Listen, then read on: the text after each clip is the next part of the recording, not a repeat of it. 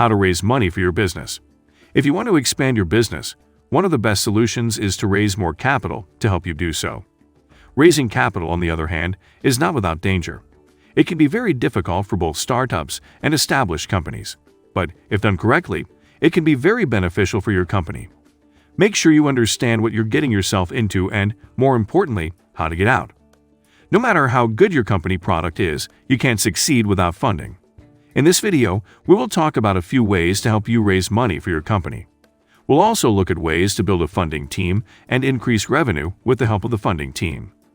Welcome to Stocks Galore, the place for those in passionate pursuit of financial freedom. Smash the like button now, subscribe to our channel, and click the notification bell to be notified when new videos are released. The most difficult challenge most business entrepreneurs confront is figuring out where to begin when it comes to acquiring capital. So, here are 5 helpful tips for increasing investment in your business. 1. Have a well-thought-out company plan. Although many investors do not read the entire business plan, this does not mean you should disregard it. A smart business plan is an important part of your company, and going through the process ensures that you consider all of the many aspects of how your company will operate. It's pointless to have high sales objectives if you haven't considered how you'll advertise the company to generate leads that will convert to sales. A business plan gives you direction and allows you to eliminate components of the firm that are clearly unnecessary. The business plan will demonstrate to an investor that you have thought about, studied, and planned your firm. You don't have to print reams of paper, but you do need to demonstrate that you've given considerable thought to all of the important aspects of your business and market. Also, make sure you understand your strategy. The strategy may not be adequate to raise the funds, but it will be far more difficult without it. 2. Keep your forecasts grounded in reality. Nothing is more frustrating for an investor than probing the surface of a potential investee's financial projections and discovering nothing but hot air, exaggeration, and wide assumptions. Every investor has seen plans that state something to the effect of, if we can simply get 1% of this $8 billion market, we'll have $80 million in income. And those plans and forecasts have a habit of going right to the sky's vast shredder. Be realistic and demonstrate that you have a good reason for how you plan to accomplish your forecasted figures. If you spend money on marketing, which you should, illustrate how that money is translated into sales, leads, and sales. Create financial models to back up the figures. If you want to convert 75% of all leads, you'll need a strong rationale for how and why you're doing it. Most firms simply do not achieve this level of conversion, and making such an assumption will soon erode your confidence. Even with accurate estimates, the reality of business is that revenues take much longer to attain and costs are frequently far greater than anticipated. To examine the risk in the firm, an expert investor will look at your projection and see whether they can still work with half the sales and double the costs. If you're going to produce your own forecasts, educate yourself on the best methods, and if you're going to enlist the help of others, be sure they have the necessary expertise and experience. A strong forecast will not ensure investment, but one that is weak will be met with a resounding no. 3. Demonstrate to the investor what kind of return they can expect. The best investors invest only when they are certain in the outcome. Knowing what kind of return you can expect is crucial to successful investing. Anything else is gambling and speculation. When an investor invests in a company, they want to know what they'll get and when they'll get it. You should include a reasonable and achievable exit strategy in your plan and projection. This allows the investor to withdraw their funds while still earning a reasonable return. Many investors, private equity firms, and venture capitalists will put money into a portfolio of businesses. They go in with the idea that each will succeed, but they also know that some will and others will not. The key is to make sure that the gains from the good ones outnumber the losses from the poor ones. In order to accomplish so, they will frequently seek a return of 3 to 5 times their investment in 3 to 5 years.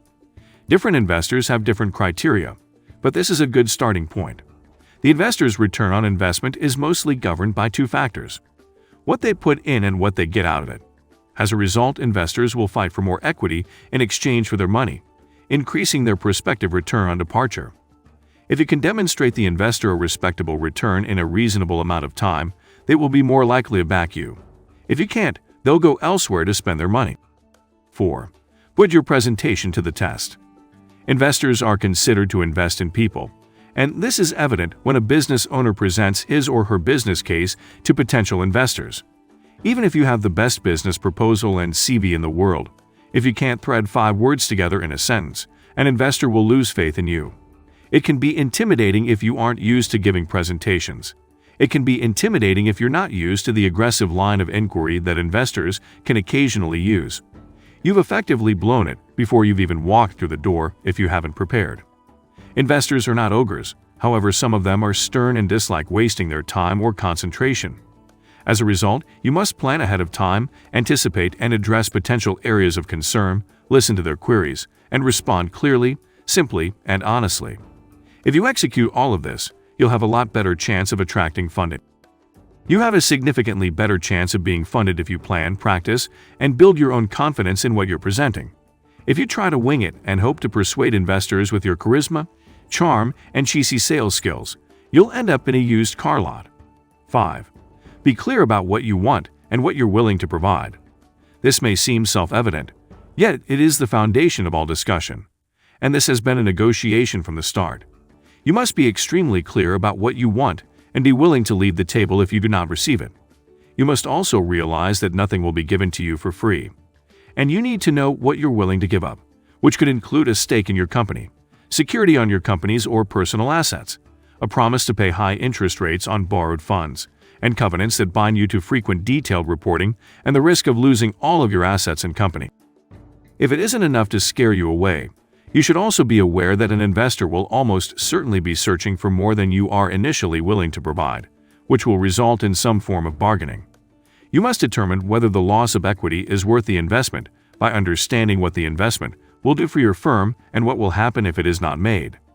You'll also want to think about what it means if the investor has complete control of the company because of the stock provided for the investment. This is a significant step that must be performed with caution.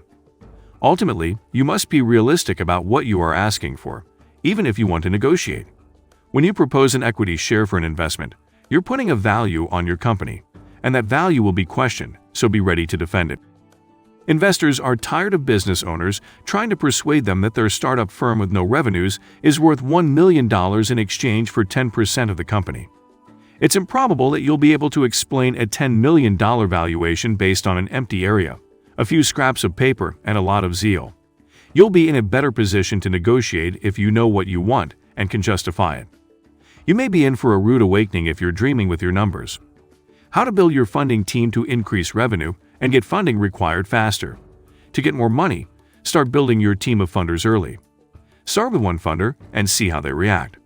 Once you have a few in the pipeline, the likelihood is that you will have more opportunities to raise money in a shorter amount of time. Before you start funding rounds, think about who in your network might be able to help fund your business when it starts looking for money from investors or VC. Start by getting 3 funder relationships going from which one can help you with a round if needed. You can increase revenue and get funding in a shorter amount of time by building your team with different skill sets. The following is the basic team you should include in your business. Your executive team. These people will be the ones making decisions and managing the business overall. They should have experience in marketing, sales, business development, or other marketing skill sets. Your company's board of directors, the board members, should know finance, accounting, and other management skill sets that give their company a competitive edge. Your project team. These people should have a strong background in project management or building software or websites.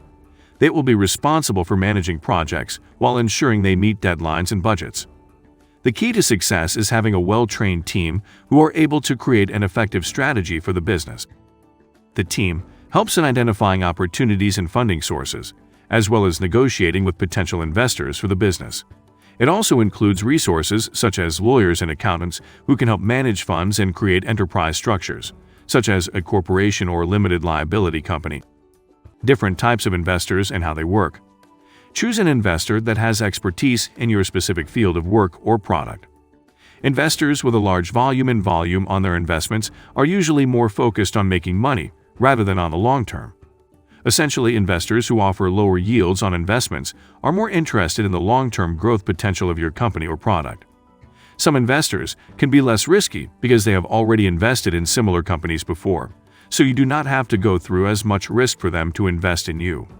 Always make sure to select an investor who shares the same vision as you to make your company successful. How to pick the right investors. How do you know which investors to pick? How do you know if they make sense for your business? Picking the right investors is not an easy task. As they are the foundation of your business, they must be selected carefully. There are many factors you should consider before deciding to work with an investor. You'll want to take into account their experience, expertise, skill set, and network. You need to know how to pick the right investors that will benefit your company in the long run. This is why you should know your company's strengths and weaknesses before choosing who to approach for funding. The following are some tips on how to find the best investor for your startup. Look for investors who have experience in the industry you are in or similar industries. Don't forget about personal connections. Keep in mind what you want out of this investment and how much it should cost. Know when it is time to stop. There are different types of investment strategies, which include equity investment and debt investment. These investments also entail risk reduction through diversification. Understanding the various types of investments can help you decide on what strategy is best suited for your situation, since not all kinds of investments offer the same type of return. If you're unsure about any of these points, seek advice from a specialist. It's far better to put in some time, effort, and money up front to obtain the appropriate approach rather than squander months and even more money learning the hard way. Consider how much it costs you personally each month that your company's growth is stifled. When you think about it, having the correct help early on can save you a lot of time, money, and effort in the long run. So there you have it. If you enjoyed this video, smash the like button now and subscribe to our channel to be notified when new videos are released.